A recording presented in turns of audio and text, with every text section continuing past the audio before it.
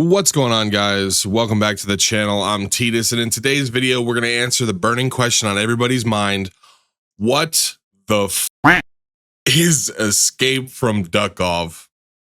So, normally I probably wouldn't cover something like this, but, I ended up playing Tarkov the other day on stream with a buddy of mine, Mr. Saltocracy, and when I was going through Steam looking at potential video, I guess, things that I would cover in a video, one of the interesting ones I came across was this Duckov demo. So this is currently in a demo. There's that I know of, no set in stone planned release date. The game is developed by Team Soda. From what I could find on Steam, their biggest project was it was almost a Snake meets shooter kind of game. And the game is being published by Bilibili. Yes, that's right. For those of you who don't know, Bilibili is essentially China's YouTube. Because as you know, over in China, they have a lot of different laws when it comes to censorship and stuff of that nature. And so because YouTube doesn't, for whatever criticisms people may levy against YouTube, apparently the censorship, they weren't willing to play ball enough. And so China developed its own YouTube that they could more heavily monitor. And I didn't realize that Bilibili, outside of being Chinese YouTube, actually does do quite a bit of game publishing. And this is one of them. So what is Escape from Duckov? And it's essentially a isometric single player extraction shooter, almost kind of reminiscent. It reminds me of my early days of PC gaming. For me, myself, my early days of PC gaming wasn't things like Age of Empires or any of those classics. Most of my early PC gaming was actually done on sites like Newgrounds and eBaum's World. And it reminds me of some of the isometric shooters that used to find their way there. So I've put in about an hour into the game's demo so far. And you may be thinking to yourself, well, that's not quite enough, right? But I'll be honest, I think I've pretty much figured out what this game is. And it is essentially what it says it is. It is it's an isometric Tarkov for a single player.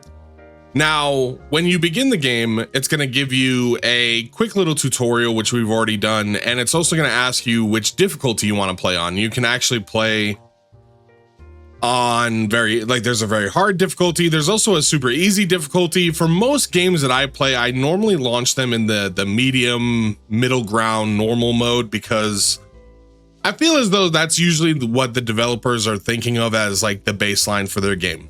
So we've come in. The tutorial itself takes about 10 minutes. It allows you to, one thing I found very funny, and I can actually do this now, is it actually allows you to quite extensively customize your character. As you can see here, if I go over here, this is actually the scene from the very beginning of the tutorial.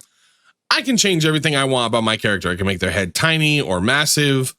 I can change how high their head is. I can make their head smaller. I can make it rounder. I can do all sorts of stuff. The hair, beak. There aren't a ton of customization options on any particular, like as you can see here, we've got two types of wings. We can either have gloves or we can have normal, I guess, poultry wings. Beak, same thing. We get a couple different beaks. We actually do get quite a few, and actually I do quite enjoy some of these. I am a sucker for character customizers, and this one's not bad. Like I said, it's almost very reminiscent of those older Flash games that I think a lot of us may have grown up with, and I am quite a fan of that. So when you get in, you'll be able to customize your character to your liking. Give him a purple beak, give him a white beak. I'm going to stick with the red. But realistically, what is the meat of the game, right? Because outside of the character customizer, there isn't much else you do with your character except for upgrading them along the way. And realistically, it's much like Tarkov in the idea that if we talk to this guy here, he's got some quests. So we actually just finished one, get 5 headshot kills. So let's go ahead and turn that in. And now we need to find a replica. We have to find a PM pistol. Okay, so you do have some quests. There are some quests to do. This over here is what I was talking about with the permanent character upgrades. So I can upgrade my shooting, give myself more stamina, more max weight to carry. There is also quite a bit of crafting.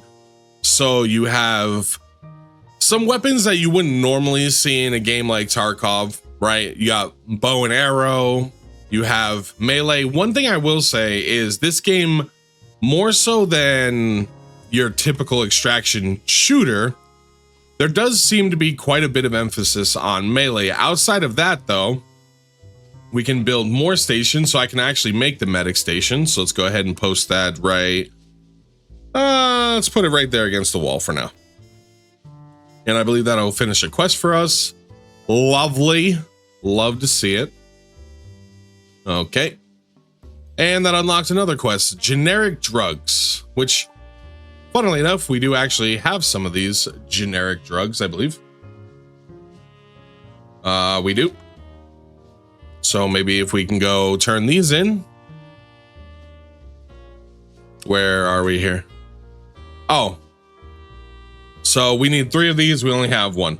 Cool. So let's go ahead and actually, unfortunately, right before I started recording this video, I actually lost most of my loadout because of maybe biting off a little more than I could actually chew. Like I said, this game does have quite the emphasis on melee, and I am not very good at the melee. In fact, I'm not very good at this game in general. Nice part is when you first start off every single, I guess, playthrough, raid, whatever you call it. We call it raids in Tarkov, but this seems to work a little bit differently because rather than choosing a map, you'll just leave the bunker. And as you can see here, there are certain different maps. In fact, I think the demo only has this ground zero map, but it also does allude to another map. There's a underground area with a, what would you call it? A boat of some sort. And with a ticket, you can actually go to the next map. And I wonder if that's maybe based on some of the quests you have to do. But much like any of those extraction shooters, most of your time is going to be spent exploring and shooting. Now, we do have a quest over here to get this comm tower running. However, we need a screwdriver for that, and we do not have a screwdriver and haven't really found one yet. I don't even know if you can craft one. I probably should have looked into that a little bit more, but like I said, most of this is going to be walking around the upper world and just kind of looting and scooting. Now, as you can see here, we didn't have our gun reloaded. This guy looks like he's shooting arrows at us, so we're gonna go ahead and take him out. Ow! Ooh, nice little aesthetic. Whenever you kill enemies, they drop little chicken dinners, and we did that man absolutely foul. Please don't leave. Please don't leave. I'm sorry. That was a bad pun. All right, we get a bag, so that's nice. That's the first one we found. So yeah, this guy was shooting bow and arrow at us. Unfortunately, there's a reason why we don't use bows and arrows in warfare anymore, and it's because compared to the mighty gun, it is not a sufficient weapon. So as you can see, they're still working on some of the localizations. Some of these things, like opening this door, is still in the native Chinese. They also do have some of these things like the red lantern, which is obviously a callback to its origins in China. I hope that doesn't sound like a weird thing to say out loud, but you know, hey, whenever I see red paper lanterns, I can't help but think Chinese culture. That's just how I've been conditioned. Okay. So we do actually have a quest for this guy to give him 2 eggs, which we did pick up. So we're going to go ahead and submit that and complete the task. And now he wants us to bring him 2 soda crackers. Funnily enough, most people around the world call them soda crackers, but I grew up calling them saltines because of the excellent marketing. We also have a little companion here, and he can carry... I think you might be able to upgrade him. At base, he really just carries one thing for you, but what I have him doing is carrying my key case, because I found a key case along with some keys. So yeah, I've got him carrying that for me. And we're just gonna run around exacting vengeance. Now, we do have to be a little bit careful because you can actually die quite quickly in this game. So we're gonna go ahead and pop an aspirin here. And we're going to adventure forth a little bit. Now, I do hear some movement over there. All right. So we take the guy out. The AI, not incredibly intelligent, but they do quite a bit of damage sometimes. So we're going to see if we can get him across here. Now, the nice part is you can actually take position behind certain things like these sandbags. And if I'm not next to the sandbag, when I shoot, I'll hit the sandbag. But as soon as I get next to the sandbag and you see it kind of highlights it, I will be able to shoot over the sandbag while using the sandbag itself to protect my squishy body. Now, I still hear another thing somewhere over there padding around. And one thing I will say from my early playthrough is when you play through a map, and this I think is maybe indicative of a more single player experience, things tend to be in the exact areas that you found them previously. So realistically, as you explore around the map a little bit more, you'll begin to understand where enemies are likely to be, where they are going to, like what, I guess, paths they'll take to if they move around the map. As I said, I can hear another person behind us trying to grab this. This was my, oh. So we got our AK back. There is actually quite a bit of recoil that you need to practice with in these guns. As you can see here, if I just hold down the fire button, let me reload so I can give you a full mag dump. As you can see here, the recoil definitely starts to get a bit out of control. So the game does do a good job for what it is to simulate recoil, because, you know, back in the day, there was with a lot of those Newgrounds games, it was very hard, I think, in the beginning for them to simulate the kind of recoil that you would see with firing a gun. And so a lot of times you would just shoot laser focus.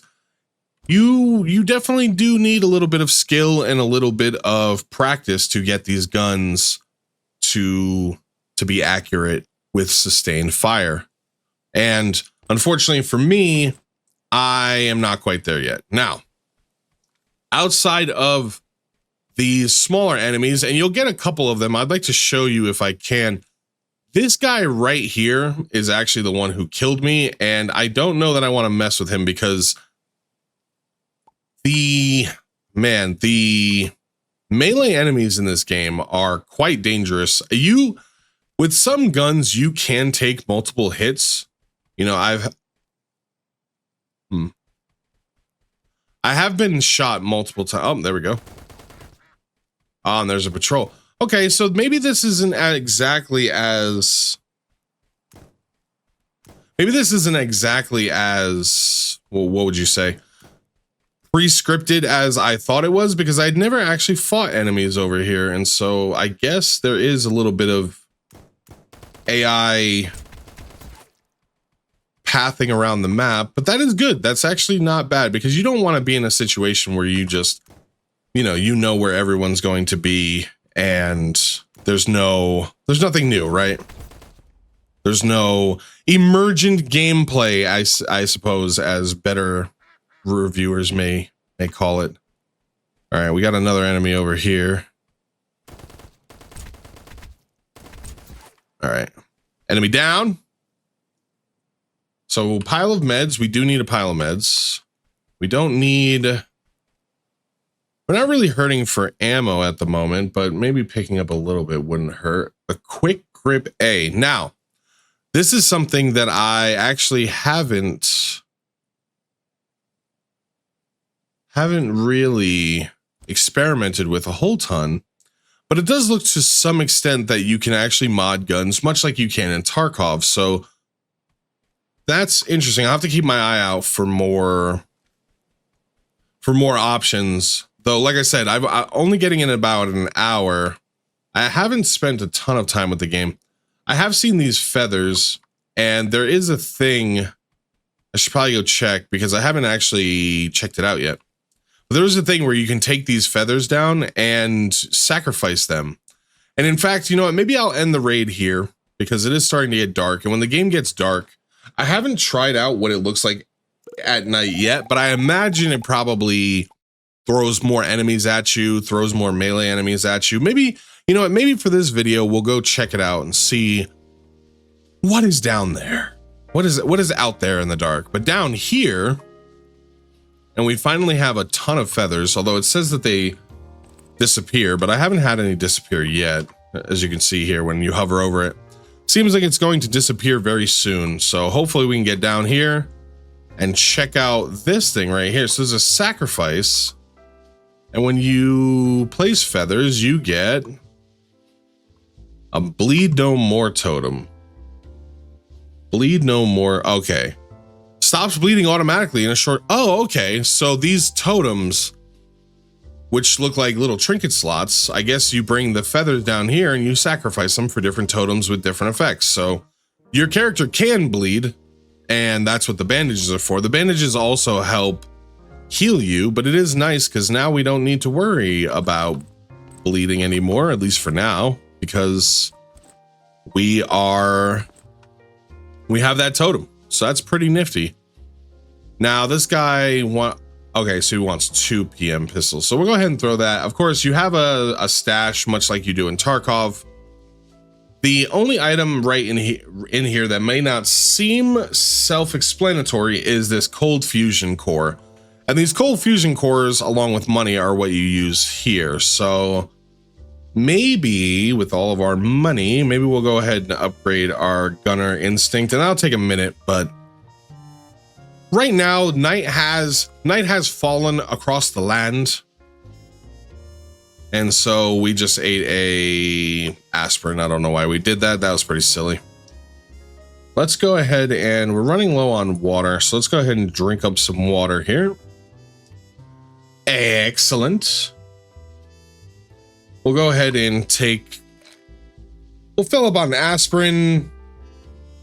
Let's grab some bandages. We have our shovel. The shovel is actually useful for certain loot spots around the world that you need the shovel for. They're like little hidden stashes in the ground, and you can actually dig them up. So now it's gotten dark. I've never been out here at dark. It says it's dangerous. I guess we'll find out how dangerous, won't we? Moving on. Let's go ahead and... Heard something. Is somebody lurking out there in the dark? Like I said, melee enemies are actually quite terrifying in this game because they can take quite a few shots to drop, and they can kill you in like 1 or 2 hits. And I think that's probably what we're hearing right now. Yeah. All right. Yeah, as you see, the melee enemies do not have any self-preservation whatsoever. They will simply just rush straight at you with their bladed weapons. I have definitely died a few times. Definitely died a few times to those melee enemies just rushing me with reckless abandon. It also seems like maybe some of the loot actually changes, which is nice. Tarkov does this as well, where containers and certain guaranteed loot spots actually will change from time to time. Sometimes they'll spawn in, sometimes they won't. This file box, how to develop a PM, we already have that. A rocket, some rusty AR bullets, and some light rusty bullets. And these don't stack because they are 2 different bullets. Interesting. Right now, the only guns we've found both use the kind of, I guess, baseline ammo. This is in fact stuck. I actually don't know how to. I don't know if that's because of the demo or am I just missing something. Oh my! What was that? What was that? Sounds like an automated turret going off somewhere. Maybe. Ooh, let's go down here. This looks spooky. For those of you, oh yeah, I see a red light over on the opposite side. Look, maybe like some kind of. Oh.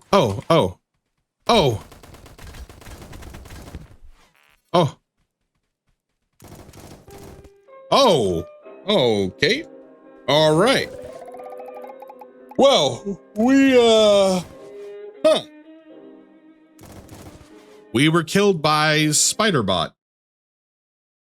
That is extremely unfortunate.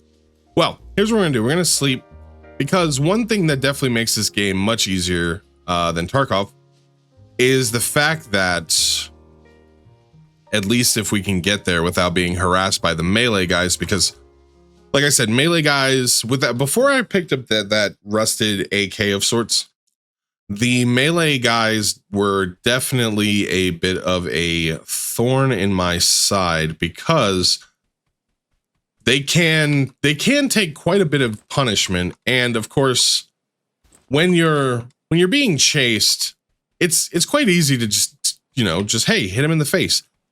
It's much easier to hit them in the face when they're not immediately threatening your life with a bladed object. So let's see if we can actually make it back down. Which way?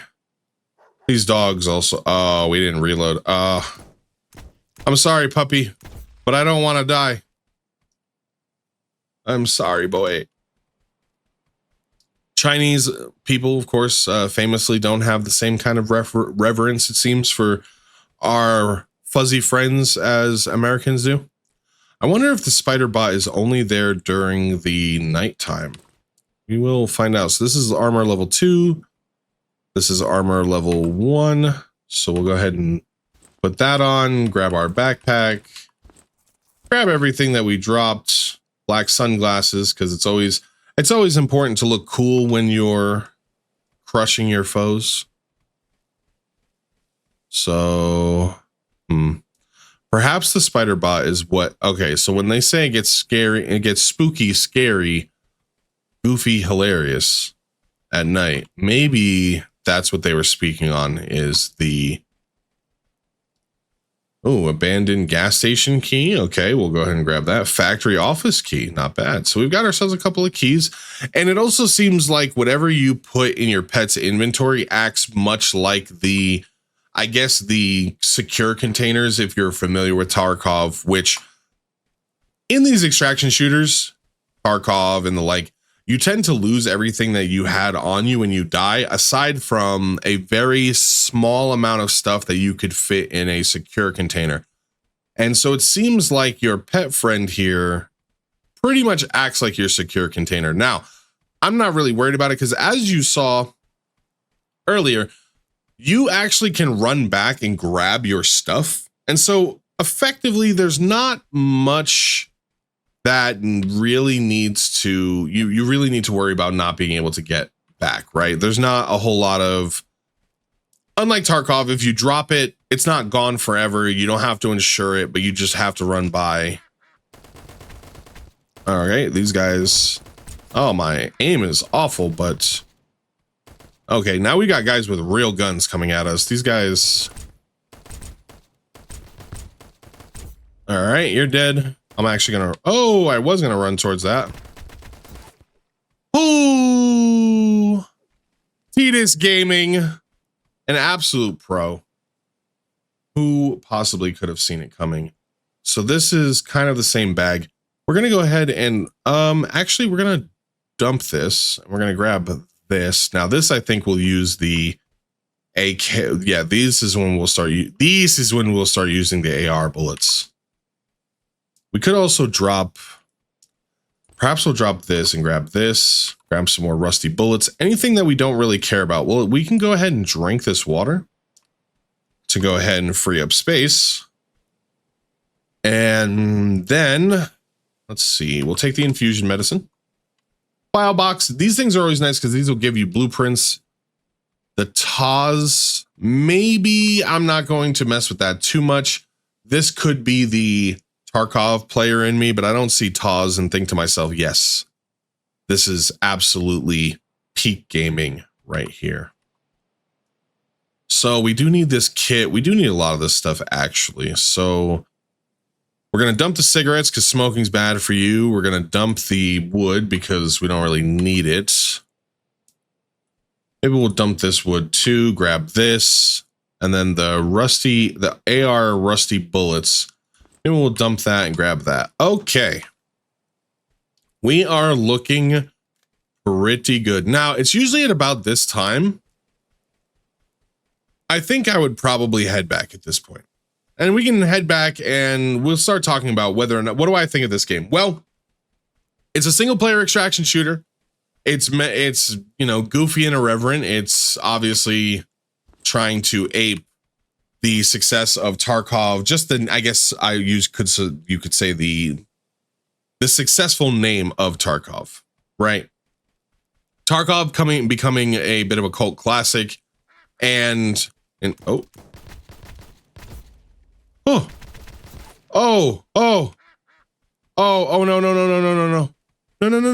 no wait.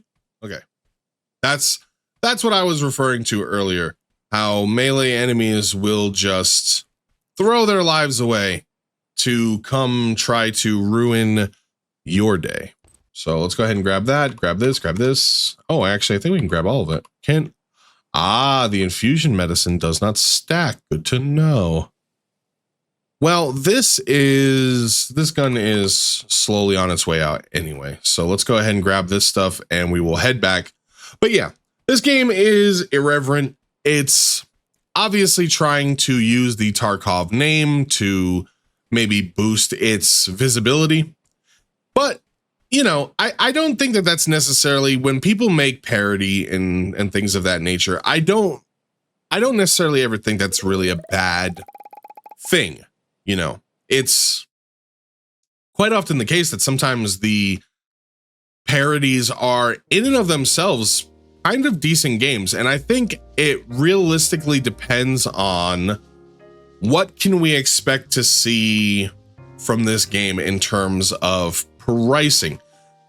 Their other game, the Snake Shooter game, is actually free to play on Steam right now and has widely acclaimed positive reviews. I imagine because when a game is free, it's hard to critique it too hard. So when this game comes out, I think I would have to maybe give it a more solid prediction as to whether or not I think it is worth your time and your money.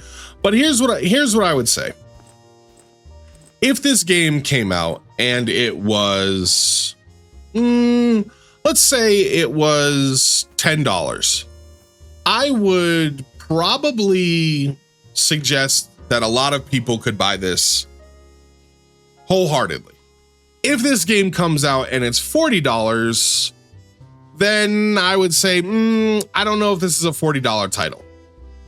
Would I pay $20 for this? Well, I suppose in the world of Schedule 1, one could definitely argue that this could be a $20 title, especially in a full release where, you know, as you see down here, for instance, we have a little boat, and this is go to Farm Town, and this is Demo Challenge, except these both cost tickets. This costs a ferry ticket, and this costs a Ultimate Challenge ticket. So it's obvious that you're not just going to get this one map. Now, how many maps are you going to get? I couldn't say, you know, but I will say with the things I've seen from the demo, I actually am filled with quite a bit of promise for this irreverent little Tarkov parody game.